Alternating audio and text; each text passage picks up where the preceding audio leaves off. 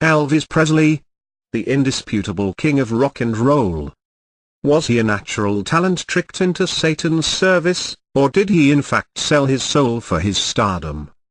Government and media institutions in the 1950s were led by Freudian psychoanalysts who sought to control the order of society by suppressing the animalistic nature of people. In the late 50s, the Elvis phenomenon was seen as an unknown anthropological threat to society, one which had to be studied and controlled. By the time Elvis was drafted into the U.S. Army, it was already a test ground for the MKUltra program, which involved drug-related experiments to modify human behavior for the purpose of subliminal and overt mind control. Central Intelligence Agency documents suggest that chemical, biological and radiological means were investigated for the purpose of mind control as part of MKUltra. Was Elvis the biological agent in that compound? A secret memorandum granted the MKUltra director up to 6% of the CIA research budget in fiscal year 1953, without oversight or accounting. An estimated $10 million in US dollar, adjusted for inflation, that means roughly $87.5 million or more, was spent in today's numbers.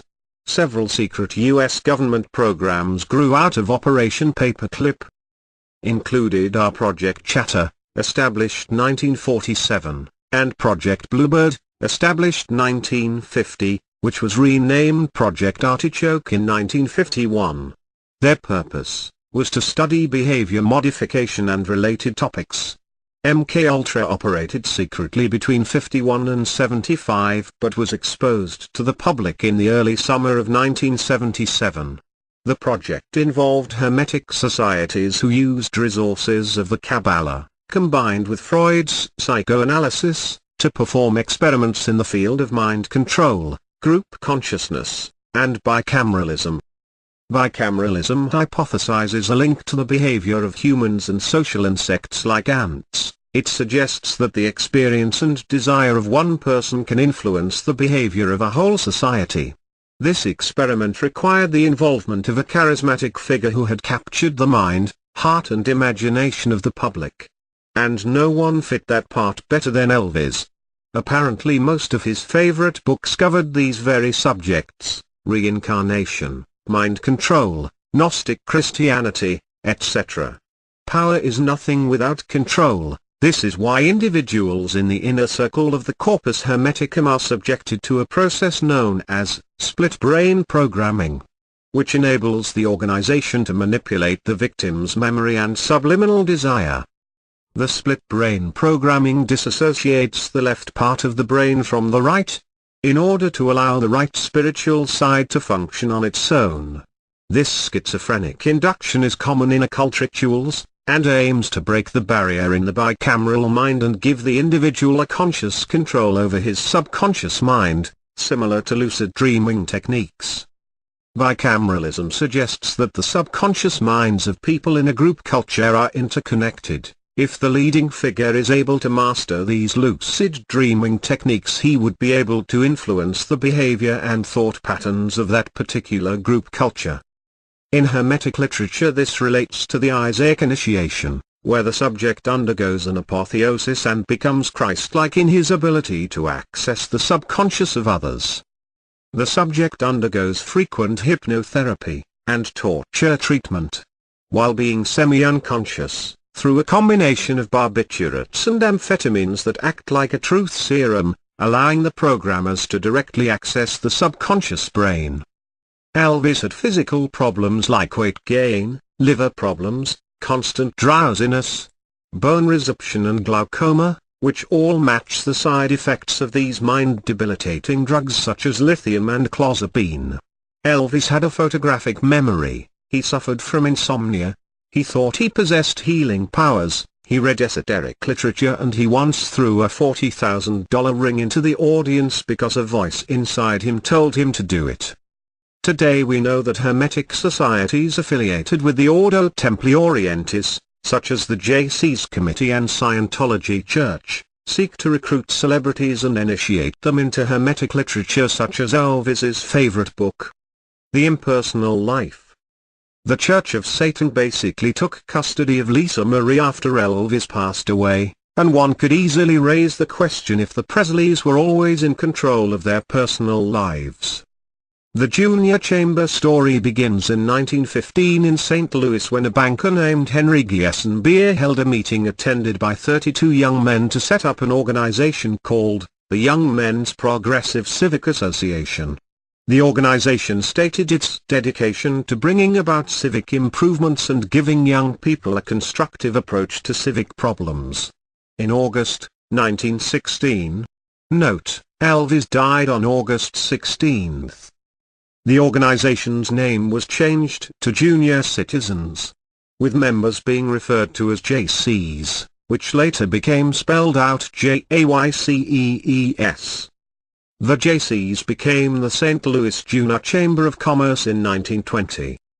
Between 1920 and 1944 the JC movement crossed international borders with chambers being set up in countries around the world. In Britain, Lincoln Chamber was formed in 1925, thought to be the first actual junior chamber outside the United States. The Birmingham Chamber was formed in 1927, followed the same year by Sheffield and then by Nottingham in early 1928. Junior Chamber International, as we know it now, was born in Mexico in 1944 and the first World Conference was held in Panama City in 1946. While they certainly are not ones to boast of their past accomplishments, or dwell on their history, origin, or anything else other than they say they have good intentions and they've spread like a cancer, they do boast that they have spanned their influence around the world with only 200,000 members worldwide. The design of Elvis's jewelry and jumpsuits shows that he was a proud member of the Rosicrucian Fellowship. This image is a reflection of King Arthur and his Knights of the Round Table, set round as sentinels of the Holy Grail. The badge is a heraldic symbol for the knights, and a substitution for the sword. The Round Table was designed for 12 knights and Arthur, 12 plus 1, Christ and his 12 disciples, or the sun and 12 signs of the zodiac. Elvis is sitting on the Siege Perilous, which is reserved for the best knight, Sir Galahad. The pure white rose they wear is symbolical of the heart of the invisible helper, the red roses stand for his cleansed blood, the white cross brings to mind his body, and the golden star represents the golden wedding garment which is made by pure living. Covering cherub, thou hast been in Eden the garden of God, every precious stone, was thy covering, the sardius, topaz, and the diamond, the beryl, the onyx, and the jasper, the sapphire, the emerald, and the carbuncle, and gold. See Ezekiel 28. Notice the diamond represents the rose at the center of the cross, a typical Rosicrucian relic. In June 1977 the cover was blown on the MKUltra operation, and a Senate hearing began on August 3, 1977. What was in the 20,000-page CIA file that surfaced that summer? On the Senate floor in 1977, Senator Ted Kennedy said, the Deputy Director of the Central Intelligence Agency, revealed that over 30 universities and institutions were involved in an extensive testing and experimentation program, which included covert drug tests on unwitting citizens at all social levels, high and low, Native Americans and foreign. Several of these tests involved the administration of LSD to unwitting subjects in social situations. At least one death, that of a Dr. Olson, resulted from these activities. The agency itself acknowledged that these tests made little scientific sense.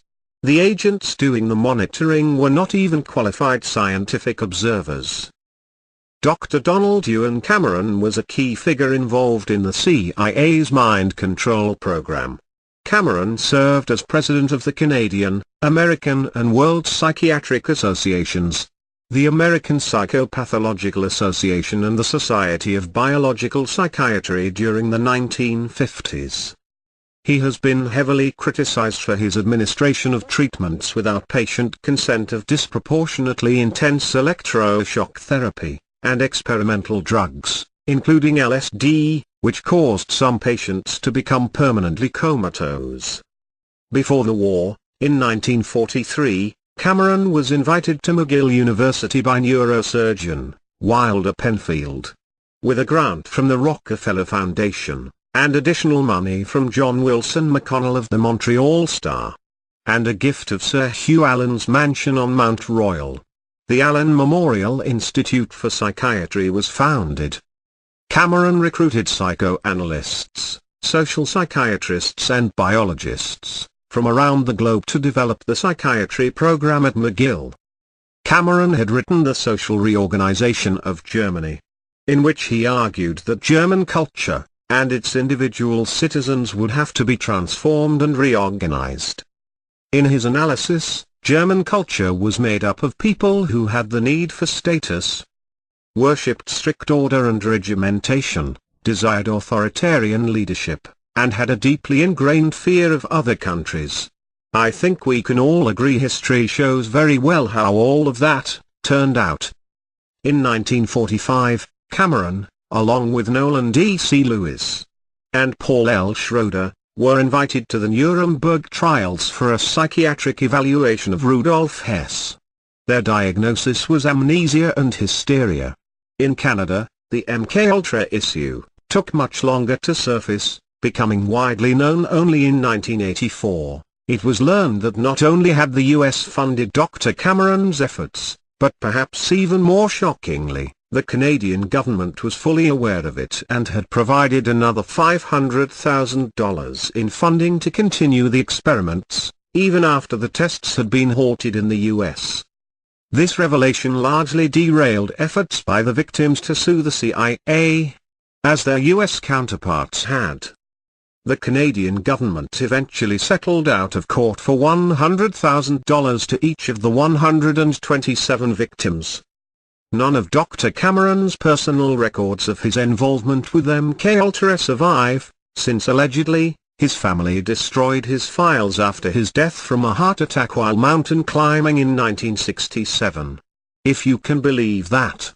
I knew Elvis to have been a sweet spirit, a gentle soul, a country gentleman. I want to believe he was taken in and deceived by these forces of evil, and not a seeker, follower.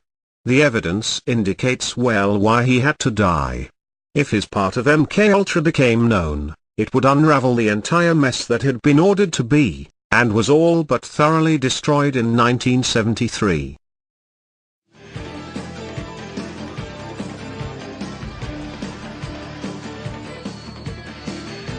This has been a Pissed Off American production.